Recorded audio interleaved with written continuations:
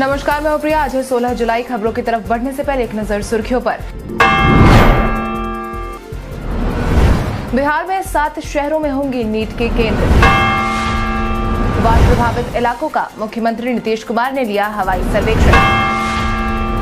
High court ने सरकारी school की स्थिति पर फिर उठाया सवाल।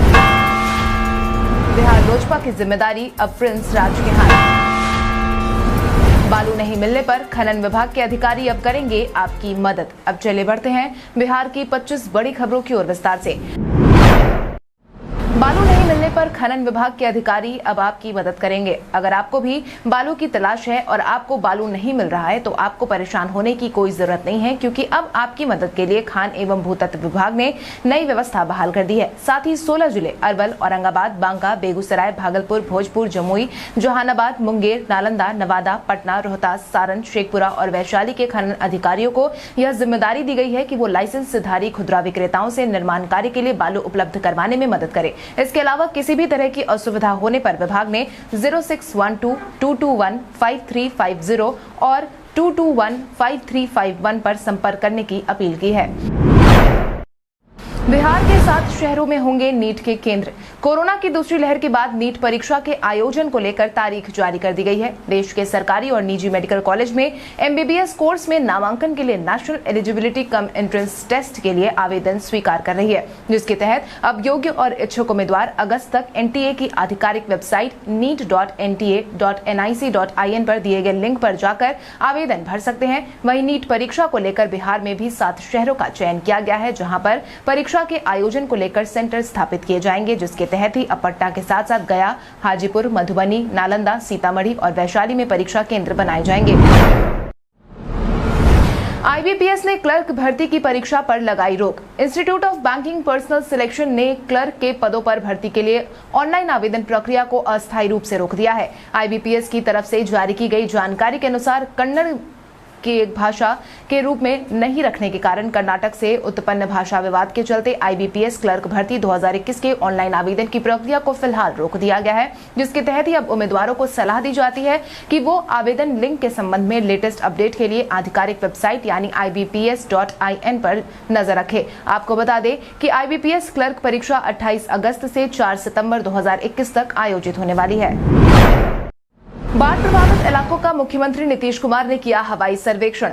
इन दिनों नेपाल और उसके आसपास के इलाकों में हो रही बारिश के कारण बिहार की नदियों में उफान आने के बाद कई जिले बाढ़ की चपेट में आ चुके हैं, जिसके बाद बिहार की एक बड़ी आबादी वर्तमान समय में बाढ़ के कारण परेशानियों का सामना कर रही है। इसी बीच अब मुख्यमंत्री नीतीश कुमार बीते दिन एक बार फिर से हवाई सर्वेक्षण करते देखे गए, जिसके तहत मुख्यमंत्री नीतीश कुमार ने खगड़िया, भागलपुर, बेगूसराय, नालंदा, नवादा और राजधानी पटना में बाढ़ग्रस्त इलाकों का जायजा लिया, जो इसके बाद सभी अधिकारियों को राहत बचाव कार्य के लिए जरूरी दिशा निर्देश जारी किए गए। वहीं अब एनडीआरएफ और एसडीआरएफ की टीम को अलर्ट पर रखा गया है। इसके साथ ही तटबंधों की लगातार निगरानी के निर्देश भी दिए जा चुके हैं।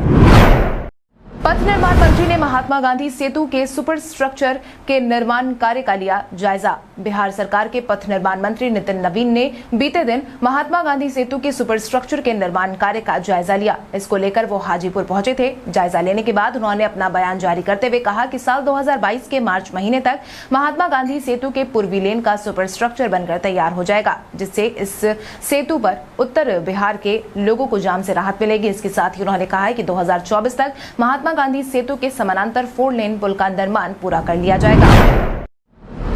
सुनील शेट्टी बीते दिन पहुंचे पटना। बॉलीवुड के मशहूर अभिनेता बीते दिन सुनील शेट्टी बिहार आए, जहां वो सेना के माध्यम से आयोजित किए जा रहे कार्यक्रम आज एक शाम शहीदों के नाम में हिस्सा लेने पहुंचे थे। वहीं इस दौरान सुनील शेट्टी ने ईटीवी भारत से बातचीत के दौरान बिहार वासियों को लेकर अपना बयान जारी किया है, जिसके तहत उन्होंने कहा कि उन्हें बिहार के लोगों से प्रेम है, बिहार के लोग भी उन्हें बहुत चाहते हैं, ऐसे शुभचिंतक के बीच वो आना पसंद करते हैं। इसके बाद ही उन्होंने ये भी कहा कि सेना के कार्यक्रम को लेकर पटना आया, सच में रियल हीरो के बीच समय बिताना बहुत अच्छा लगा है, ये मेरे लिए सौभाग्य की बात है। इसके साथ ही उन्होंने कोरोना के माहौल से जल्द ही देश के निकलने की कामना भी की है। राजधानी पटना में अब गाड़ी लेने की समस्या से मिलेगा निजात। राजधानी पटना में अब पार्किंग की समस्या से मिलेगी निजात। राजधानी पटना में अब आपको पार्किंग के लिए होने वाली समस्याओं से निजात मिलने वाला है। इसको लेकर पटना नगर निगम ने पायलट प्रोजेक्ट के तहत 38 जगहों को स्मार्ट पार्किंग स्थल के तौर पर विकसित करने का फैसला किया है। इसको लेकर ही नगर आयुक्त हिमांशु शर्मा ने अपना बयान जारी किया है, जिसके तहत उन्होंने कहा कि हरियाणा की एक निजी कंपनी को अगले 2 से 3 साल में इसकी जिम्मेदारी सौंप दी जाएगी, जिसके बाद पीएमसी को उम्मीद है कि अगस्त के आखिरी महीने तक स्मार्ट पार्किंग सिस्टम बनकर तैयार हो जाएगा। नवनिर्मित इस स्मार्ट पार्किंग सिस्टम में एलईडी आधारित दिशा संकेत लगाए जाएंगे। इसके अलावा बेहतर मार्गदर्शन और पोर्टेबल केबिन, पीने का पानी और शौचालय जैसी सुविधाएं मिलेंगी। वहीं ई वाहनों के लिए चार्जिंग की सुविधा भी उपलब्ध होगी, लेकिन केवल उन्हीं वाहनों के लिए जो वहां खड़े किए जाएंगे। हाईकोर्ट ने सरकारी स्कूल की स्थिति पर फिर उठाया सवाल। बिहार में सरकारी शिक्षा और व्यवस्था की दुर्दशा आज के समय में किसी से भी नहीं छिपी है। वहीं अब बिहार के सरकारी स्कूल की बदहाल हुई व्यवस्था को लेकर पटना हाईकोर्ट ने भी गंभीरता दिखाई है। इस मामले में सुनवाई करते हुए जस्टिस ए.के. उपाध्याय ने राज्य सरकार को बताने को कहा है कि कितने आईएएस, आईपीएस और अन्य बड़े अधिकारियों के बच्चे सरकारी स्कूल में पढ़ रहे हैं। इसके साथ ही उन्होंने कहा कि सरकारी स्कूल की दशा तभी सुधरेगी जब अधिकारियों के बच्चे ऐसे स्कूल में पढ़ाई करेंगे। इसको लेकर कोर्ट ने राज्य के मुख्य सचिव से सभी जिलों के डीएम से सारे आंकड़े एकत्र कर अगली सुनवाई में इस मामले पर पूरी जानकारी देने का निर्देश दिया है। वहीं इससे पहले हुई सुनवाई में पटना हाईकोर्ट ने अतिथि अध्यापकों को हटाए जाने पर भी संज्ञान लिया था और इस पर रोक लगा दी थी।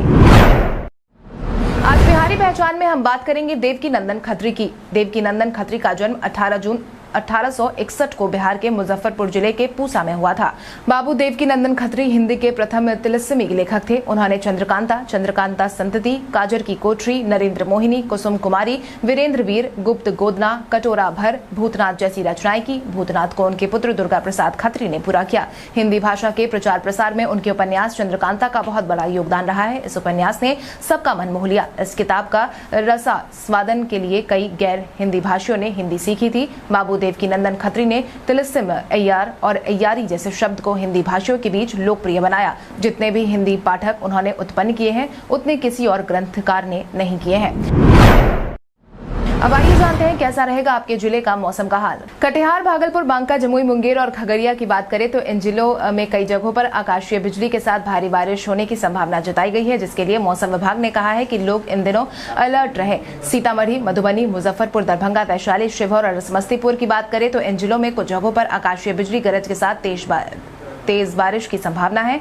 पश्चिम चंपारण, सिवान, सारण, पूर्वी चंपारण और गोपालगंज के इन जिलों में कुछ जगहों पर आकाशीय बिजली गरज के साथ तेज बारिश की संभावना जताई गई है। वहीं बक्सर, भोजपुर, रोहतास, भभुआ, औरंगाबाद, जहानाबाद और अरवल में मौसम सामान्य होगा। वहीं पटना, गया, नालंदा, शेखपुरा, नवादा, बेगूसराय और लखीसराय में मौसम सामान्य रहेगा। सुपौल, अररिया, किशनगंज, मधेपुरा, सहरसा और पूर्णिया के अधिकतर जगहों पर तेज बारिश और वज्रपात की संभावना जताई गई है। बिहार में छोटी नदियों को जोड़ने की तैयारी में बिहार सरकार। बिहार के आसपास के इलाकों में होने वाली बारिश के कारण बाढ़ की स्थिति हर साल बिहार में उत्पन्न होती है। वहीं बाढ़ से बचाव को लेकर अब बिहार सरकार ने अहम पहल की है, जिसके तहत बाढ़ से बचाव के लिए छोटी नदियों को जोड़ने का काम किया जाना है, जिसकी जानकारी सूचना एवं जनसंपर्क सह जल संसाधन मंत्री संजय कुमार झा ने दी।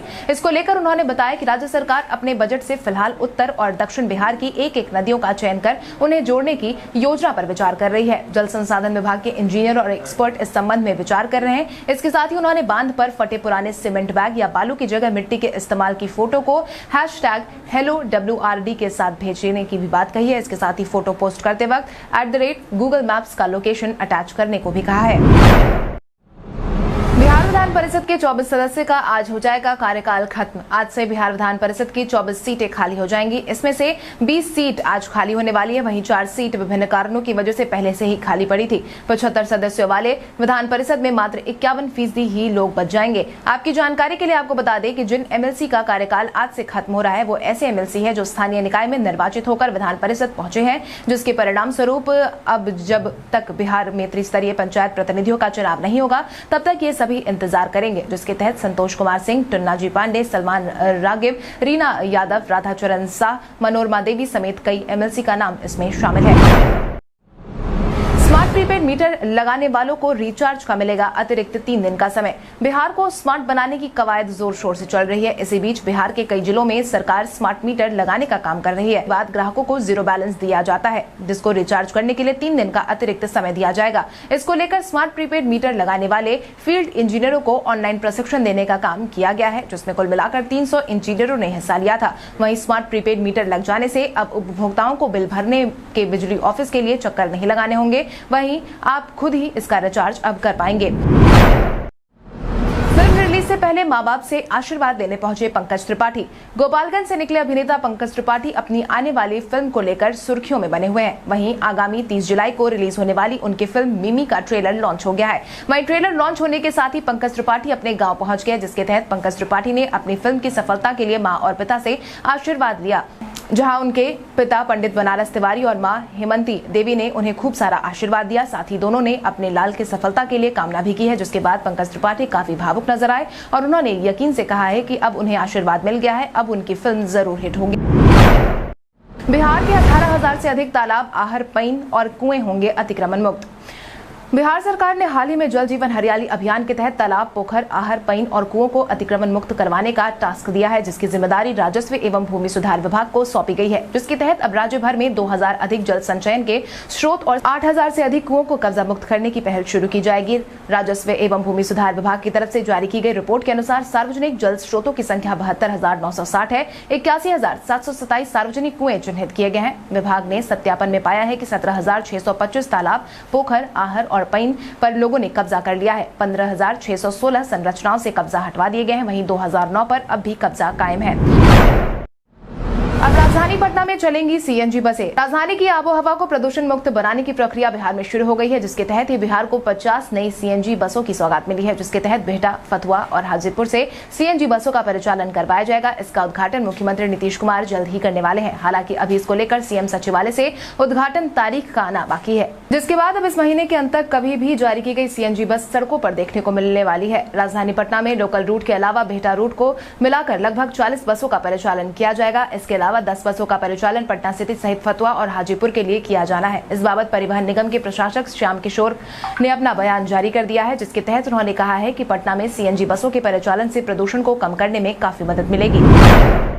बिहार लोजपा की जिम्मेदारी अब प्रिंस के हाथ में। जब से लोजपा पार्टी 2 गुटों में बटी है, तब से पार्टी के चिन्ह को लेकर लड़ाई जारी है। हालांकि इन सबके बीच चिराग के लाख कोशिशों के बावजूद जहां एक तरफ पशुपति पारस ने लोजपा के अध्यक्ष के रूप में जिम्मेदारी संभाल ली, वहीं अब उन्होंने बिहार लोजपा की कमान प्रिंस राज को सौंप दी है, जिसके तहत पशुपति पारस ने प्रिंस राज को लोजपा का प्रदेश अध्यक्ष नियुक्त कर दिया है। इसके साथ ही उन्होंने विकास रंजन उर्फ पप्पू सिंह को झारखंड, ललित नारायण चौधरी को उत्तर प्रदेश, रवि गरुड़ को महाराष्ट्र, डॉक्टर वीरेंद्र कुमार वैंग को उड़ीसा, रूपमकर को त्रिपुरा और अमित नरेश राठी को दादर नागर हवेली और दमन दीव का प्रदेश अध्यक्ष बना दिया है। वहीं राष्ट्रीय सचिव उत्तर प्रदेश के श्री प्रकाश सिंह को नियुक्त किया गया है। तेजस्वी यादव ने की खुद को मुख्यमंत्री बनाने की पेशकश। नेता प्रतिपक्ष तेजस्वी यादव एक भी मौका नहीं छोड़ते हैं सरकार पर निशाना साधने का। इसी कड़ी में नेता प्रतिपक्ष तेजस्वी यादव ने एक बार फिर से सरकार का घेराव किया है, जिसके तहत तेजस्वी ने मीडिया से बातचीत के दौरान कहा, बिहार में बाढ़ से त्राहिमाम की स्थिति है, लोग मर रहे हैं। राजधानी पटना में थोड़ी सी बारिश होने पर उप मुख्यमंत्री का आवास तक डूब जाता है। ऐसे में आम आदमी के घरों की स्थिति की कल्पना की जा सकती है। महंगाई और बेरोजगारी की समस्या विकराल हो गई है, सारी व्यवस्था ही चौपट हो गई है। तेजस्वी ने बिहार की नीतीश सरकार को नाकाम बताया। साथ ही ये भी कहा कि अगर उन्हें एक बार मुख्यमंत्री बना दे तो सारी समस्याएं दूर हो जाएंगी। एक बार मुख्यमंत्री बनाकर तो देखे। वहीं महंगाई के मुद्दे को लेकर तेजस्वी ने प्रधानमंत्री मोदी का भी घेराव किया है। कांग्रेस ने नीतीश कुमार को कहा नकलची। जनसंख्या के मुद्दे को लेकर बिहार में काफी घमासान देखने को मिल रहा है, जिसके बाद अब कांग्रेस ने इस मुद्दे को लेकर नया राग छेड़ दिया है। दरअसल कुछ दिनों पहले मुख्यमंत्री नीतीश कुमार ने बिहार में जनसंख्या कानून लागू करने की बात पर असमर्थता दिखाई थी। उसी बयान को अब कांग्रेस एमएलसी प्रेमचंद्र मिश्रा ने कांग्रेस का बयान बता दिया है। इतना ही नहीं, उन्होंने ये भी कहा है कि मुख्यमंत्री जी ने जनसंख्या कानून के लागू होने को लेकर जो भी लाइनें कही है वो कांग्रेस की है, लेकिन अफसोस की बात है कि उनकी बातों को उनके ही लोग अब नहीं मान रहे हैं। बिहार एनडीए में जो कंफ्यूजन का माहौल है, उससे एक बात तो साफ है कि गठबंधन में सब कुछ ठीक नहीं चल रहा है। बिहार में शायद ही सरकार अपना कार्यकाल पूरा कर पाए। मुख्यमंत्री के एरियल सर्वे पर पप्पू यादव ने कसा तंज। बिहार के कई जिलों में बाढ़ की समस्या उत्पन्न हो गई है, जिसके बाद मुख्यमंत्री नीतीश कुमार ने कई जिलों में एरियल सर्वे करवाकर बाढ़ का जायजा लिया है। वहीं अब मुख्यमंत्री के इस कदम पर राजनीतिक बयानबाजी शुरू हो गई है, जिसके तहत जन अधिकार पार्टी के मुखिया पप्पू यादव ने कहा कि मुख्यमंत्री जी, हवाई सर्वेक्षण सब हवाई हो जाता है, जमीनी सर्वेक्षण कीजिए, जमीन पर काम होगा, वरना बाढ़ आपके नेता मंत्री के लिए अवसर, आपके लुटेरे अधिकारियों के लिए उत्सव और जनता के लिए जी का जंजाल बन जाती है। बाढ़ के नाम पर बिहार में शुरू हुई सियासत। बिहार में सियासत शुरू करने के लिए किसी मौके या दस्तूर की जरूरत नहीं है। मुद्दा चाहे कोई भी हो, बिहार में सियासी रूप ले ही लेती है। इसी कड़ी में अब बिहार में बाढ़ को लेकर राजनीतिक बयानबाजी शुरू हो गई है। जहां एक तरफ विपक्ष ने बाढ़ के लिए सरकार को जिम्मेदार ठहराया है, वहीं दूसरी तरफ पूर्व मंत्री नीरज कुमार ने लालू परिवार पर बाढ़ पीड़ितों का मजाक उड़ाने का आरोप लगाया है। साथ ही उन्होंने लालू राबड़ी राज और नीतीश कुमार के शासनकाल की तुलना करते हुए दोनों में मौलिक अंतर बताया। इस दौरान उन्होंने सवाल किया कि आखिर लालू वाद विचारधारा से कितने बाढ़ में प्रभावित किसानों को लाभ पहुंचाया गया है, लेकिन मुख्यमंत्री नीतीश कुमार ने सरकारी खजाने का पहला हक आपदा पीड़ितों को ही दिया है। भारत के इतिहास में आज की तारीख कई कारणों से दर्ज। हिंदू विधवाओं के पुनर्विवाह को 1856 में कानूनी मान्यता आज के दिन मिली थी। नेशनल जियोग्राफिक ने 1926 को पहली बार समुद्र के भीतर के दृश्यों को प्राकृतिक रंगीन फोटो आज के दिन निकाला था। भारत ने 1981 में परमाणु परीक्षण आज के दिन किया था। भारतीय हॉकी कप्तान धनराज पिल्ले का जन्म 16 जुलाई 1968 को हुआ था। बॉलीवुड अभिनेत्री कटरीना कैफ का जन्म 16 जुलाई 1984 को हुआ था। प्रसिद्ध कन्नड़ नाटककार केवी सुबन्ना का निधन 16 जुलाई 2005 को आज के दिन हुआ था। पूर्व स्पिनर लक्ष्मण शिवरामकृष्णन ने हार्दिक पांड्या को लेकर कही अहम बात। भारतीय टीम के पूर्व खिलाड़ी रह चुके लक्ष्मण शिवरामकृष्णन ने हार्दिक पांड्या को लेकर अपना बयान जारी किया है, जिसके तहत उन्होंने कहा कि श्रीलंका के खिलाफ लिमिटेड ओवर की सीरीज के लिए सिलेक्टर्स को टीम के चयन में काफी मुश्किल आ सकती है। भारत ने श्रीलंका दौरे के लिए शिखर धवन को कप्तान बनाया है। उन्होंने कहा, T20 वर्ल्ड कप में भारत के पास टीम चुनने के कई विकल्प होंगे। इंडियन प्रीमियर लीग की वजह से भारतीय थिंक टैंक यंग टैलेंट को शामिल करने में सफल रहा है। उन्होंने कहा, यदि हार्दिक पांड्या गेंदबाजी करते हैं तो भारत के पास T20 वर्ल्ड कप से पहले काफी विकल्प होंगे। फोन बंद होने पर भी व्हाट्सएप पर होगी चैटिंग। व्हाट्सएप समय समय पर अपने यूजर के लिए नए नए फीचर्स को रोल करता रहता है। इसी क्रम में अब व्हाट्सएप ने एक और शानदार फीचर रोल किया है। व्हाट्सएप का यह नया फीचर मल्टी डिवाइस सपोर्ट है। इस फीचर की मदद से यूजर फोन के अलावा 4 अलग अलग डिवाइस पर एक साथ व्हाट्सएप चला सकेंगे। खास बात यह है कि अलग अलग डिवाइसेस से व्हाट्सएप अकाउंट लिंक होने के बावजूद यूजर की प्राइवेसी पर कोई असर नहीं पड़ेगा, क्योंकि कंपनी इस फीचर को एंड टू एंड इंक्रिप्शन के साथ ऑफर कर रही है। मल्टी डिवाइस सपोर्ट की खासियत है कि फोन एक्टिव नहीं रहने या इंटरनेट कनेक्टेड नहीं होने पर भी यूजर दूसरे डिवाइस जैसे लैपटॉप या डेस्कटॉप पर व्हाट्सएप चैटिंग का लुत्फ उठा सकेंगे। अब आइए जानते हैं सराफा बाजार और पेट्रोल डीजल के क्या थे भाव। अगर हम सराफा बाजार की बात करें तो सोने का भाव 15 जुलाई को 22 कैरेट के लिए प्रति 10 ग्राम 47,090 रुपए था। वहीं 24 कैरेट के लिए प्रति 10 ग्राम 48,090 रुपए था। इसके साथ ही अगर हम चांदी की बात करें तो चांदी का भाव प्रति किलो 69,500 रुपए था। इसके साथ ही राजधानी पटना में पेट्रोल की कीमत 104.23 रुपए प्रति लीटर और डीजल 95.81 रुपए प्रति लीटर था।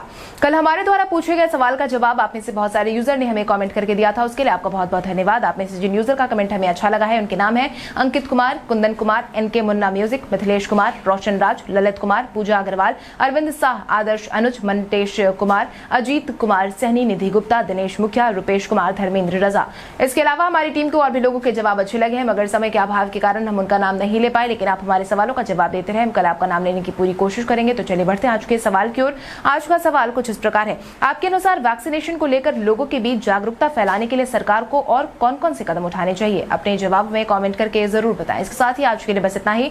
बिहार की बड़ी खबरों से अपडेटेड रहने के लिए हमारे YouTube चैनल को सब्सक्राइब करें और बेल आइकन दबाना ना भूलें। धन्यवाद।